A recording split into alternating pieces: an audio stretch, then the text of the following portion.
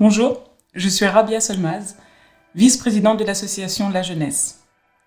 Nous nous sommes lancés dans une aventure humaine sous l'égide de l'association Time to Help France le 26 octobre 2020.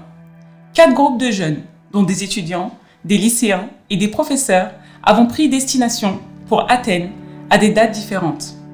Avec beaucoup d'enthousiasme, dans l'espoir de rencontrer des migrants qui ont abandonné leur terre natale au nom de leur combat pour la liberté.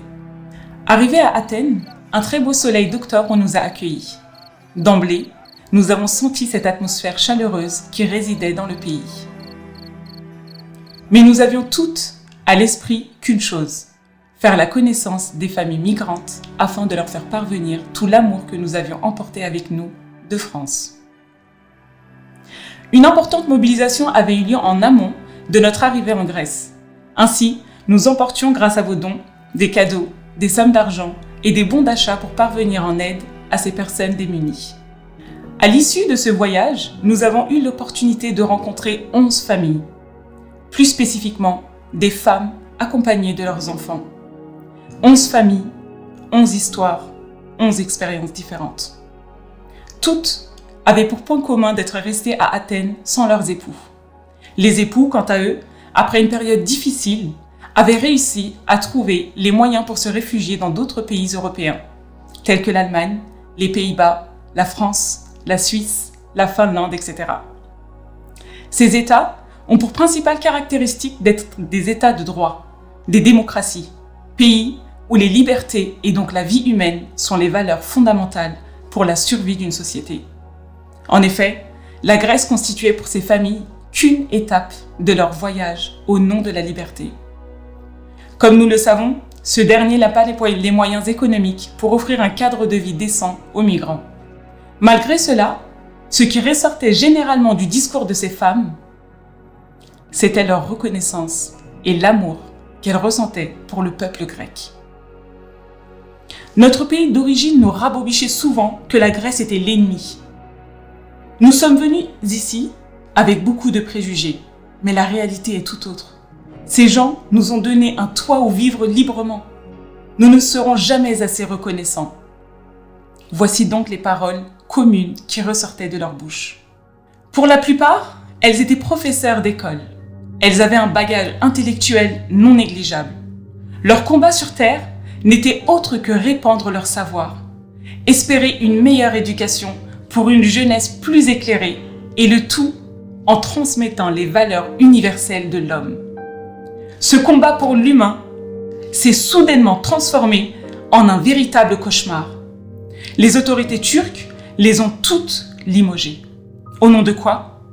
Quelles pratiques avaient-elles commis pour avoir droit à un traitement pareil? Étaient-elles hors la loi? Non. Rien de tout cela. Juste des personnes qui travaillaient en tant que fonctionnaires. Une longue période de fuite avait dès lors commencé. Une peur indescriptible résidait en elles. Et ce, durant des mois. Un traumatisme inexplicable. Avec cette sensation horrible de perdre tout ce qui nous est cher au monde. Vous avez un mari? Vous le perdez soudainement, parce qu'il se fait arrêter. Vous avez des enfants? Vous êtes dans l'obligation de vous en séparer pour fuir. Vous avez un diplôme? Une carrière?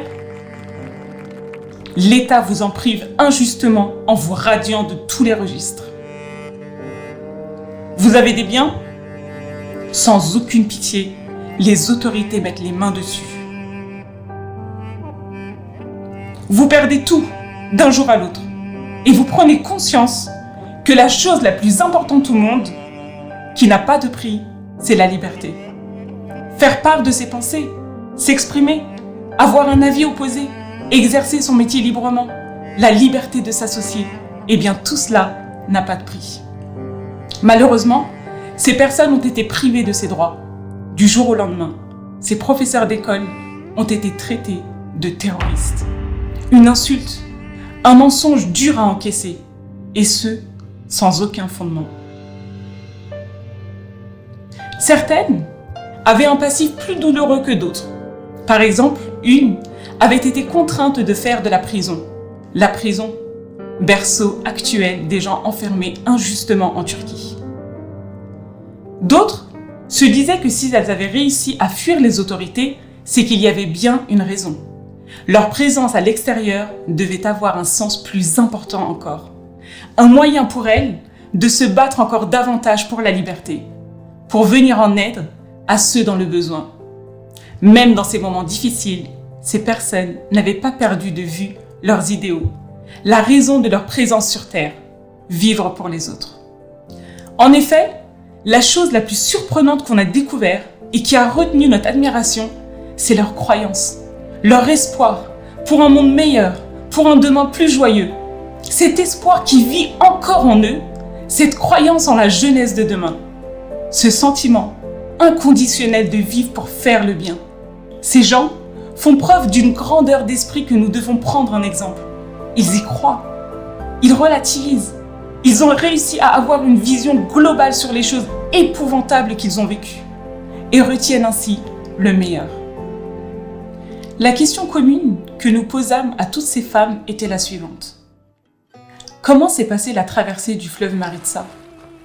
La Maritsa, le fameux fleuve qui traverse la frontière entre la Grèce et la Turquie. Cette eau qui a emporté avec elle beaucoup d'âmes. Ces familles étaient des survivants de ce passage tant redouté. L'évoquer pour elles n'était pas si simple, mais la traversée était l'ultime prix à payer pour retrouver la liberté. Chaque histoire sur le fleuve de la Maritsa était différente, tout en réalité très douloureuse. Mais ce qui en sortait du discours des principales intéressées, c'est qu'elles relativisaient. Certaines l'évoquaient même avec humour.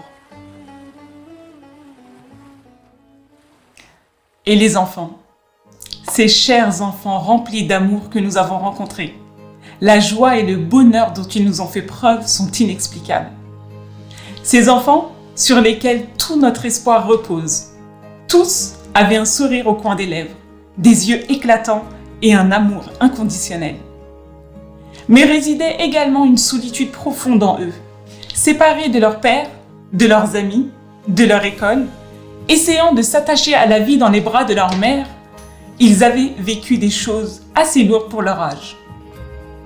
Tous n'avaient qu'une envie au fond, qui s'exprimait parfois chez des uns par des paroles « Mon père est parti, mais nous allons bientôt le rejoindre ».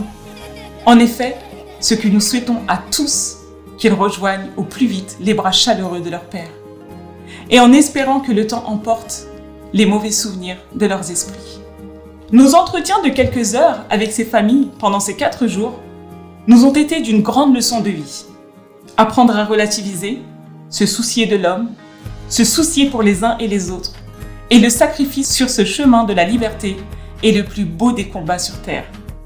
Ils nous ont appris à croire. Nous en sortîmes donc grandis. Nous qui pensions leur apporter un peu d'espoir, nous retournons plus motivés que jamais. Et enfin, nous remercions ces femmes de nous avoir accueillis dans leur petit monde, autour de dîners chaleureux, à nous partager leur expérience de vie. Merci encore à elles pour l'exemple qu'elles sont.